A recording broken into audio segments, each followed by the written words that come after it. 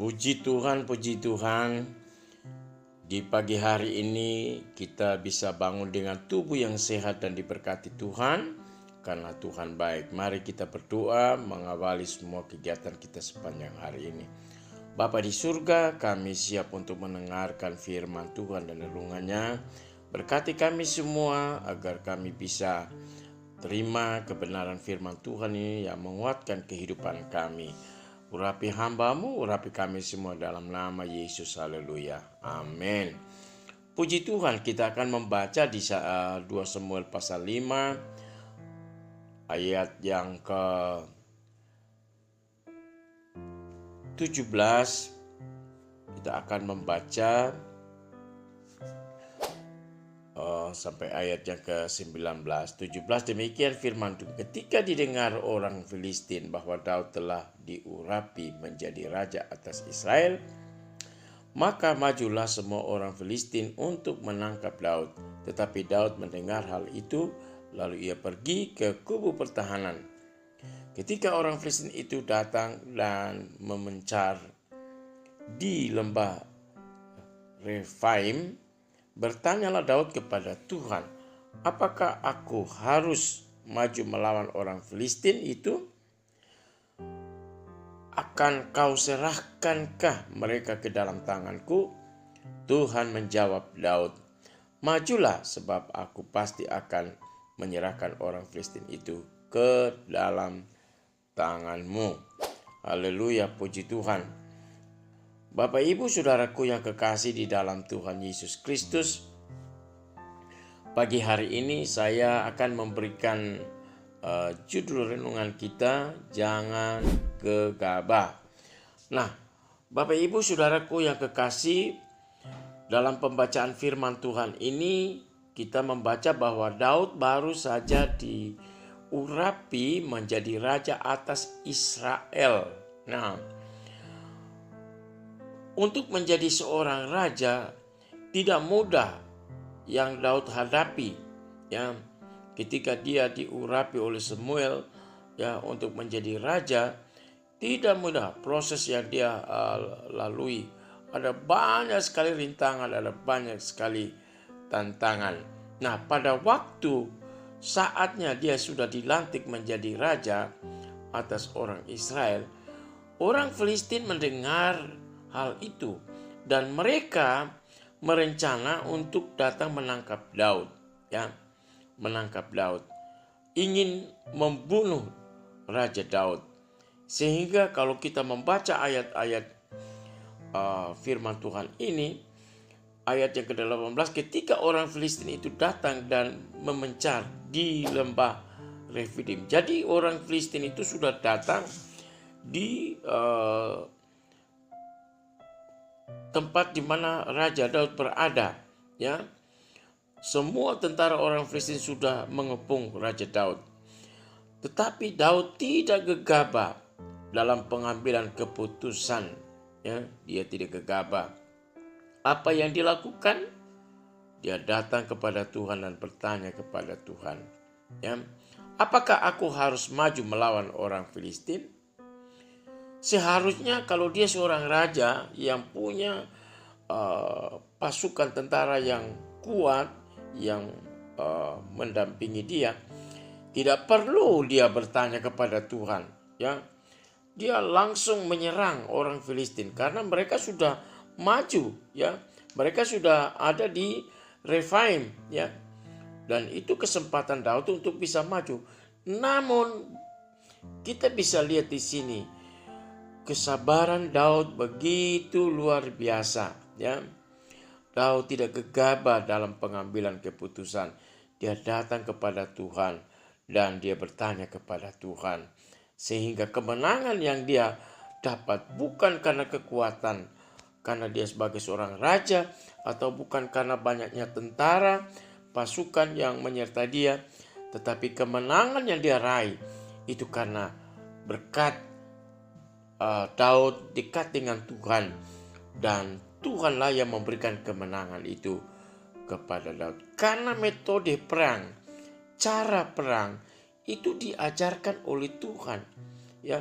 Di sini Daud bertanya, apakah aku harus maju melawan orang Filistin itu?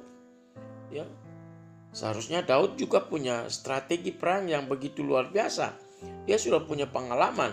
Ya. Tapi dalam kondisi ini Daud tidak langsung ambil keputusan, tapi dia bertanya kepada Tuhan. Nah, apa jawab Tuhan kepada Daud? Ya, Daud tanya, apakah aku maju? Dan Tuhan menjawab, majulah, sebab aku pasti akan menyerahkan orang Filistin itu ke dalam tanganmu. Kemenangan yang diraih oleh Daud itu karena Tuhan. Dia dapat mengalahkan orang Filistin ya dengan mudah ya. Itu sebabnya Bapak Ibu Saudaraku yang kekasih, di dalam kita menghadapi semua persoalan, pergumulan, masalah ya, mari jangan gegabah dalam pengambilan keputusan. Sebab ketika kita mengambil keputusan dalam keadaan kita emosi, dalam keadaan kita tidak stabil, maka kita bisa salah. Ya, tenang dan ambil waktu bersama Tuhan dan minta hikmat Tuhan ya, supaya Tuhan bisa memberikan ya solusi bagi kita. Nah, untuk kedua kalinya orang Filistin itu mereka juga mau menerobos ya Raja Daud. Tapi apa yang terjadi? Ya, dalam serangan yang kedua ini saudara lihat bahwa ketika orang Filistin maju sekali lagi dan memencar di lembah Refaim, maka bertanyalah Daud kepada Tuhan. Untuk kedua kalinya Daud bertanya kepada Tuhan. Nah, dan ia menjawab, janganlah maju ya.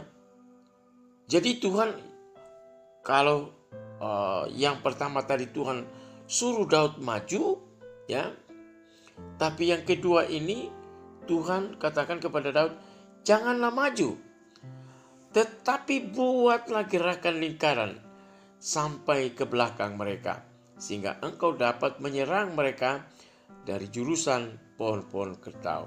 Nah, Bapak Ibu Saudaraku, kehidupan kita hari lepas hari, kita diperhadapkan dengan tantangan ya, dengan kesulitan-kesulitan. Rasanya kita tidak ada cara, tidak ada jalan keluar. Tapi dengar baik, ketika kita mau datang kepada Tuhan, kita mau bertanya kepada Tuhan, kita mau konfirmasi dengan Tuhan, maka Tuhan itu memiliki sejuta metode.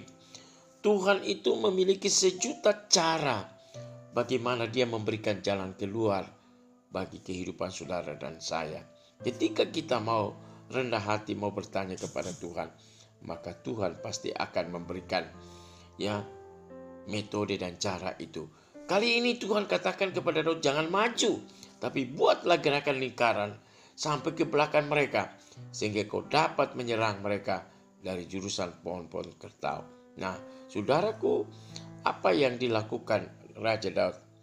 Dia mengikuti apa yang Tuhan perintahkan. Haleluya. Jadi, saudaraku, kita lihat di sini di ayat yang ke-24 bagian B. Sebab pada waktu itu Tuhan telah keluar berperang di depanmu untuk memukul kalah tentara orang Filistin. Jadi Tuhan akan ada di depan kita untuk berperang, untuk menyerang ya. Dan ketika kita berserah kepada Tuhan, maka Tuhan lakukan yang terbaik buat saudara dan saya. Maukah kita merendahkan hati kita seperti Raja Daud? Maukah kita dalam pengambilan keputusan kita tidak gegabah? Mari belajar dari kehidupan Daud. Saya percaya kita akan sukses. Kita berdoa. Tuhan Yesus, bersyukur untuk pagi hari ini. Tuhan memberkati kami dengan firman Tuhan. Percaya kami akan melangkah dengan kemenangan ketika kami mendahului Tuhan. Ketika kami mendahulukan Tuhan di dalam cara hidup kami. Kami mau Tuhan yang bertindak atas hidup kami. Tuhan ajar kami untuk tetap merendahkan hati kami hari lepas hari. Memberkati saudara-saudara kami yang hari ini berhari ulang tahun. Tuhan menolong mereka dengan panjang umur. Tuhan kenyangkan mereka. Di tangan kanan ada umur panjang, di tangan kiri ada kehormatan, kejayaan, dan kekayaan menyertai mereka. Berkat Abraham, Ishak, Israel akan turun atas kehidupan mereka, bersukacita di dalam Tuhan. Hamba berdoa juga buat pengurus-pengurus Community of Miracle, Ibu Ketua kami, Ibu Shirley Brehman yang ada di Swedia. Tuhan berkati keluarga, rumah tangga, suami, anak-anak, cucu-cucunya. Tuhan berkati semua, bahkan berkati pekerjaannya. Kami percaya melalui kehidupannya dia dapat menjalin hubungan dengan siapapun Tuhan, untuk menopang pelayanan Community of Miracle Tuhan. Berkati juga para donatur-donatur kami yang setia membantu pelayanan Community of Miracle Tuhan. Walaupun mereka belum seiman dengan kami, tapi kami dengan iman percaya Tuhan akan terus bekerja di hati Pak Kemala, sehingga Pak Haryadi Kemala betul-betul bisa mengenal pribadi Yesus melalui cara hidup kami semua. Berkati keluarga, rumah tangga Tuhan, berkati istri, anak-anak diberkati oleh Tuhan. Perusahaan-perusahaan diberkati oleh Tuhan. Karyawan-karyawan diberkati oleh Tuhan. Terima kasih Bapa di surga. Hamba berdoa buat sahabat-sahabat yang sakit, Tuhan jamah, Tuhan sembuhkan mereka. Percaya penyakit apapun bagi Tuhan tidak ada perkara yang mustahil. Mereka yang studi Tuhan memberkati. Tuhan tolong supaya anak-anak kami bisa berhasil. Mereka yang punya profesi sebagai dokter, sebagai perawat, sebagai dosen, guru, Tuhan yang akan memberkati mereka. Sebagai pegawai negeri, Tuhan berkati mereka. Polri, TNI, Tuhan berkati semuanya Tuhan. Terima kasih Bapa di surga. Kami bersyukur dan kami menyerahkan seluruh kehidupan kami sepanjang hari ini di dalam tangan Tuhan. Dalam nama Yesus. Haleluya. Amin.